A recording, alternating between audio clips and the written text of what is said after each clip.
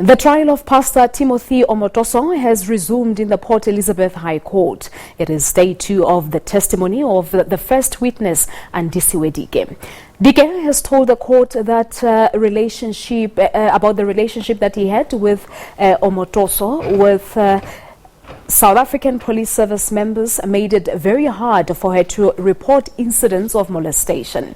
She's also told the court that she showed none concerned by not engaging Omotoso during the alleged sexual encounters. All right, for more now on the story, let us cross live to SABC News reporter Jayed Leigh-Paulse, who is at the Port Elizabeth High Court. Jayed, good afternoon to you and thank you so much for coming through. Now, take us through Dike's testimony.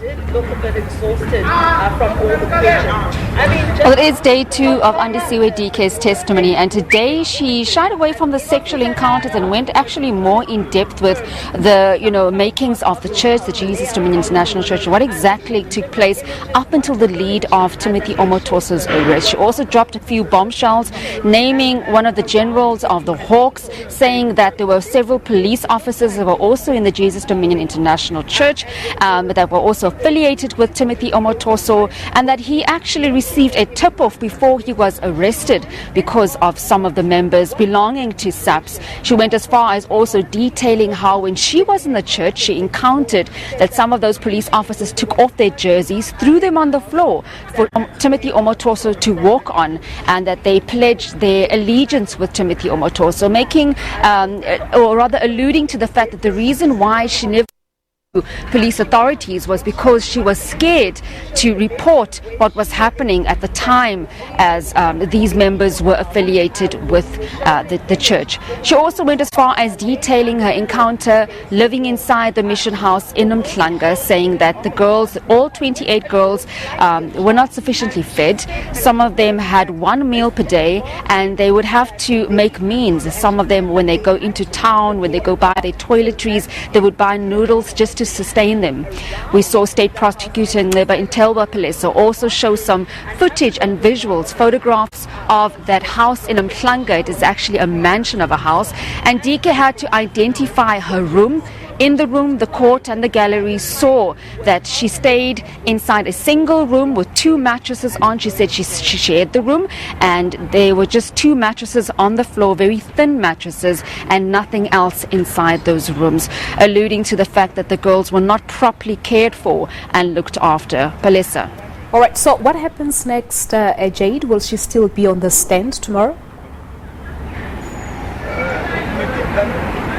Well, she concluded her evidence today, and State Prosecutor asked her would she want to continue with the cross-examination. She then said that she was that was around about 2:15, and then defense lawyer Peter Doberman said that he did not mind picking up with cross-examination tomorrow. So we suspect that she will take the stand again, and that's when the defense will have their chance to cross-examine her with regards to the evidence that she's put before the court. All right, so let's just talk about support, Jayed, as we have seen with previous court appearances that members of the church had come in their large numbers. What was the support like today? I mean, we saw an interview that you had here on the channel with someone who claims to have been in the same prison as Omotoso.